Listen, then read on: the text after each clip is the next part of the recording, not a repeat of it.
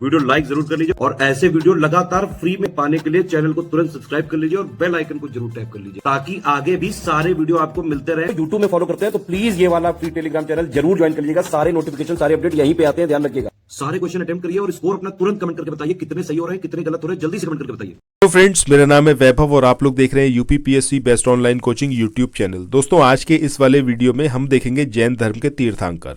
24 तीर्थंकर हैं, आपको बहुत अच्छे से पता है, बट इन तीर्थंकर के बारे में क्या कुछ आपको पता होना चाहिए। प्रतीक चिन्ह आपको जरूर पता होने चाहिए, किस किस के मतलब बहुत ही ज्यादा इंपॉर्टेंट है जो आपको पता होने चाहिए। दूसरा, एग्जामिनेशन में कोर्स जो क्वेश्चंस आए गए वो किस तरीके से पूछा जाएगा। देखो, दो तरीके हैं। एक तो आपसे पूछा जाएगा पेयर वाइज, सिंगल तो क्वेश्चन नहीं आएगा। मतलब ऐसा नहीं होगा कि आपसे पूछ लिया जाए कि बताइए ऋषभ देव का इसमें से कौन सा प्रतीक चिन्ह है। ये तो ऑलमोस्ट अब नहीं आता है, ठीक है। जैसा आप आयोग का पैटर्न है थोड़ा सा कॉम्प्लेक्स करके देते हैं।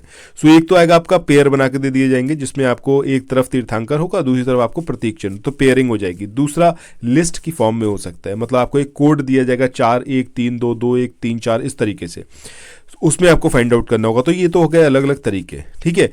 अब ये सारे जो तीर्थंकर हैं, इन तीर्थंकर के प्रतीक चिन्ह आपको कैसे याद रखने हैं वो भी यहाँ पर मैं कोशिश करूंगा कि आपको कहीं ना कहीं जहाँ पर कुछ ट्रिक फाइंड आउट कर सकते हैं उस ट्रिक के माध्यम से समझाता हुआ चलूँ। सो इस वीडियो को जरूर देखिएगा, बहुत इंपॉर्टेंट है। आइए शुरू करते हैं आज के इस सेशन को। चैनल को सब्सक्राइब जरूर कर लेना, नोटिफिकेशन बेल के आइकन को भी जरूर प्रेस कर लेना। अब सबसे पहला नाम है आदिनाथ या फिर ऋषभनाथ, ठीक है। तो यहां पर इतना तो आप जरूर याद रखोगे कि अगर यहां पर ये आदिनाथ और ऋषभनाथ ये एक ही है, इतनी चीज आपको याद रखनी है, ठीक है। अब इनका जो प्रतीक है वो क्या है, आपका वृषभ है। यहां पर हम किस तरीके से याद रख सकते हैं, जैसा आप देख रहे हो ऋषभ, ऋषभ के अंदर श और भा ये दोनों है, सेम पैटर्न आपको इनके प्रतीक में मिलेगा। इस तरीके से जब भी आप एग्जामिनेशन में देखोगे तो अगर पेयर वाला क्वेश्चन हो या फिर आपको लिस्ट की फॉर्म में दिया जाए, मुझे लगता नहीं है कि आप कभी भूल पाओगे। 100% आप इसको सही ही लगाओगे। आपको सिर्फ ये पैटर्न याद रखना है कि ऋषभ के अंदर जो षटकोण वाला शाह है और भा है, सिमिलरली आपको इनके प्रतीक में मिलेगा।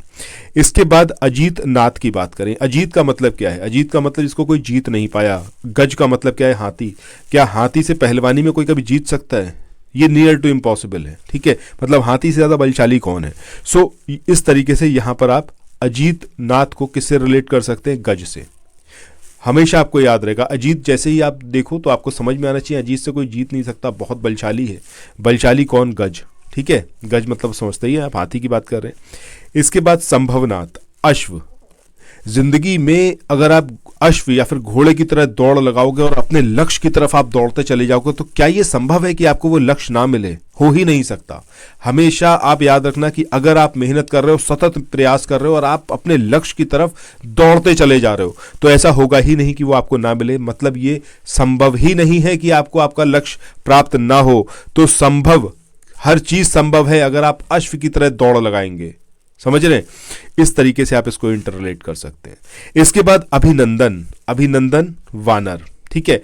अब आपने ये चीज देखी होगी कि हनुमान जी, ठीक है, हनुमान जी मतलब उनका जो एक हम जिसको वानर की। तो आगे चले, नेक्स्ट क्वेश्चन को देखें। इससे पहले कुछ एक इन्फॉर्मेशन है आप लोगों के लिए जो बहुत इंपॉर्टेंट है। अगर आप लोग उत्तर प्रदेश पीसीएस की तैयारी कर रहे हैं, आप आरओ की तैयारी करना चाहते हैं, बीईओ की तैयारी करना चाहते हैं, इन तीनों एग्जाम की अगर आप तैयारी करना चाहते हैं तो स्टडी फॉर सिविल सर्विसेज के कोर्सेज को आप ज्वाइन कर सकते हैं कंप्लीट तैयारी के लिए।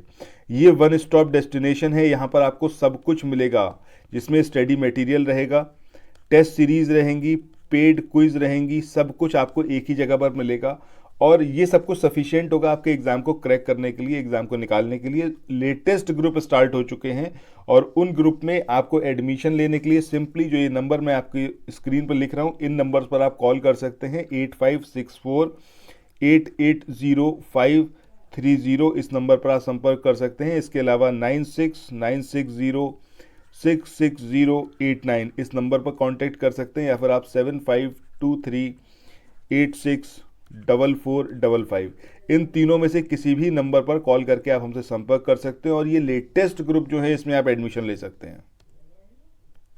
हम पूजा करते हैं हनुमान जी का, एक वो मानते हैं कि इनका प्रतीक टाइप का, ठीक है।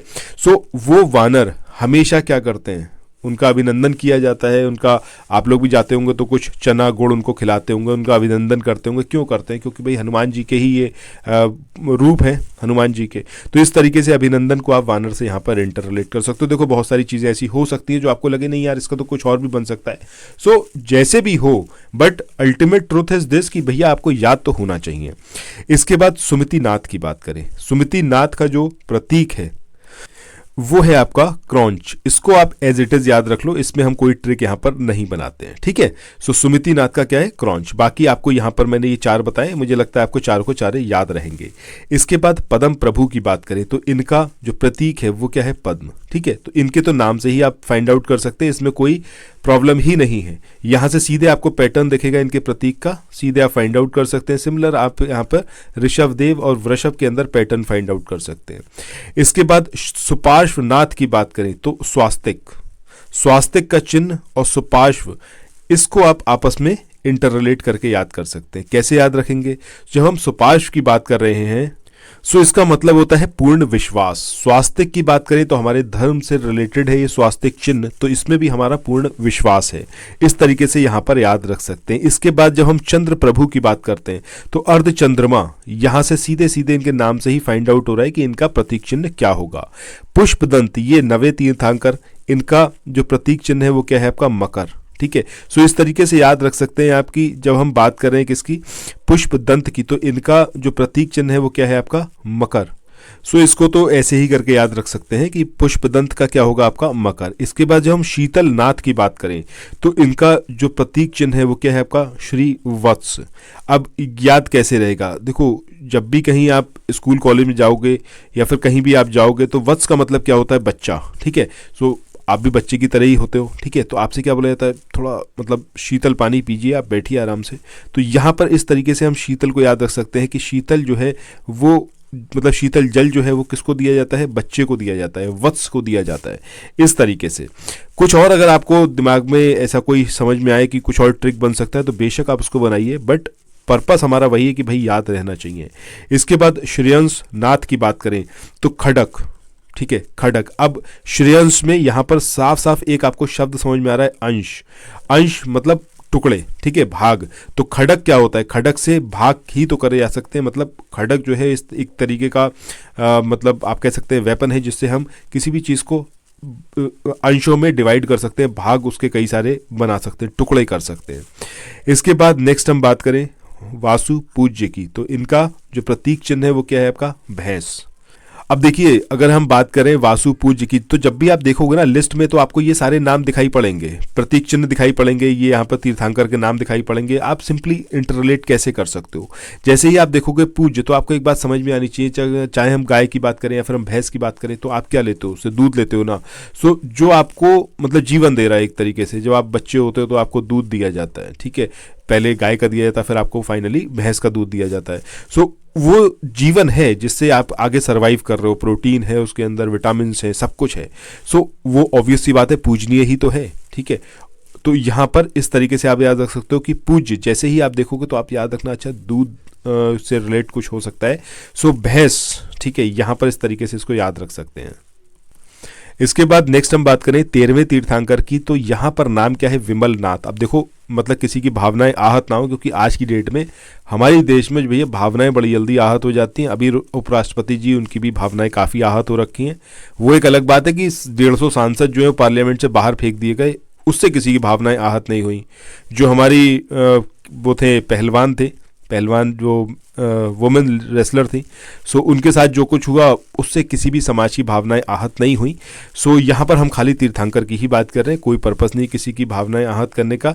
यहाँ पर मैं विमल को अलग कर रहा हूँ। विमल का मतलब आप समझते हैं कि हमारे जितने भी हीरो हैं, चाहे शाहरुख खान हो, चाहे अक्षय कुमार हो, चाहे अजय देवगन हो, ये सब विमल का खूब ऐड कर रहे हैं, वो वी साइन लेके विक्ट्री का, ठीक है। सो विमल, अब भैया जब इतने लोग इतने सुपरस्टार कर रहे हैं तो उसके तो मतलब प्राइस बढ़ने ही है, तो 12 रुपये हो गया, ठीक है। तो वाराह को आप 12 से ऐड कर सकते हो, तो विमल नाथ को आप वाराह करके याद यहाँ पे रख सकते हो कि 12 रुपए का विमल हो चुका है, सारे लोग ऐड कर रहे हैं। इसके बाद नेक्स्ट हम बात करें अनंत नाथ की, तो इनका क्या है? सेन। सेन जो है इनका प्रतीक चिन्ह है, इसको आप एज इट इज याद रखना।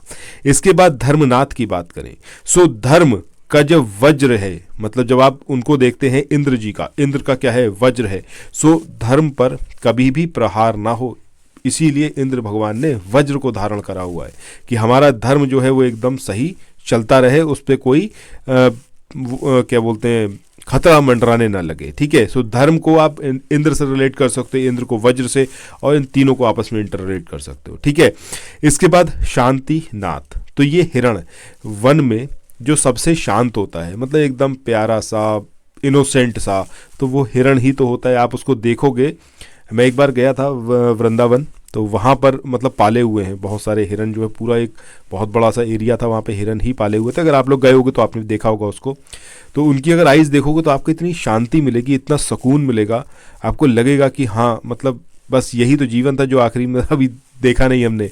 ठीक है, तो इस तरीके से यहाँ पर आप शांति की तलाश में अगर आप जा रहे हो तो आप हिरण को देख सकते हो। बेहतरीन खूबसूरत आंखें होती हैं, ठीक है, और शांति बहुत होती है उसकी आंख में, तो इस तरीके से आप इसको यहाँ पर याद रख सकते हैं। इसके बाद नेक्स्ट हम बात करें कुंथुनाथ की, तो ये बकरा या फिर छाग, ये इनका प्रतीक चिन्ह है। इसके लिए भी मैं आपको बोलूँगा कि आप इसको ऐसे ही याद रखें। इसके बाद अरनाथ की बात करें, 18वें तीर्थंकर हैं मत्स्य।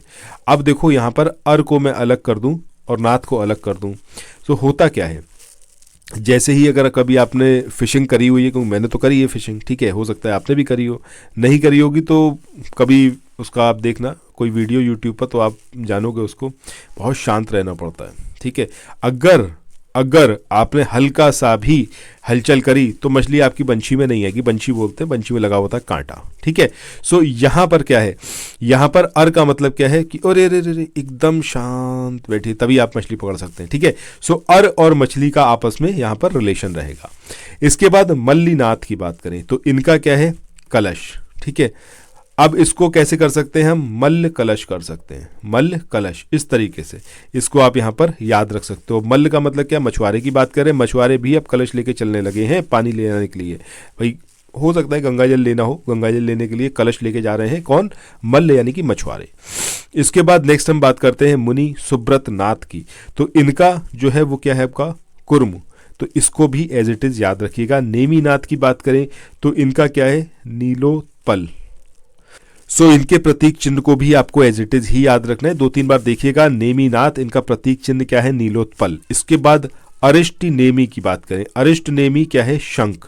ठीक है, सो जब भी कुछ अनिष्ट मतलब से बचना होता है, कोई अनिष्ट ना हो आपके यहाँ, उसके लिए अगर आप शंख की ध्वनि को रोज बजाएंगे तो आपके घर की जो एनवायरनमेंट होगा, जो वाइब्स होंगी, वो एकदम पॉजिटिव हो जाएंगी। ठीक है, सो अनिष्ट से बचने के लिए क्या बजाया जाता है, शंख बजाया जाता है। जब मैं अनिष्ट बोल रहा हूं बार बार, दैट मीन्स कि मैं अरिष्ट की बात कर रहा हूं। अरिष्ट और अनिष्ट कोई ज्यादा डिफरेंस नहीं, आप उसको मतलब साउंडिंग बड़ा एक सिमिलर सा है, तो उसको आप इजीली समझ सकते हैं। ठीक है, सो अरिष्ट नेमी शंख।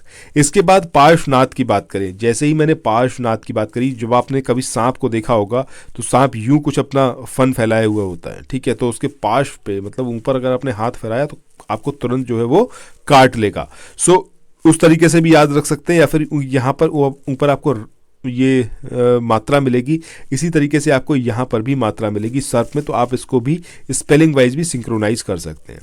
महावीर की बात करें तो सिंह।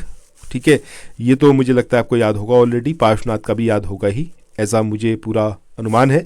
बाकी ये सेशन आपको कैसा लगा कमेंट सेक्शन में बताइएगा। कोई भी फीडबैक हो तो ज़रूर दीजिएगा, कोई भी आपको मुझसे प्रॉब्लम हो या फिर आपको ये वीडियोस अच्छे लग रहे हैं, जैसा भी हो, जो भी आपके विचार हो उनको कमेंट सेक्शन में ज़रूर प्रकट करिएगा।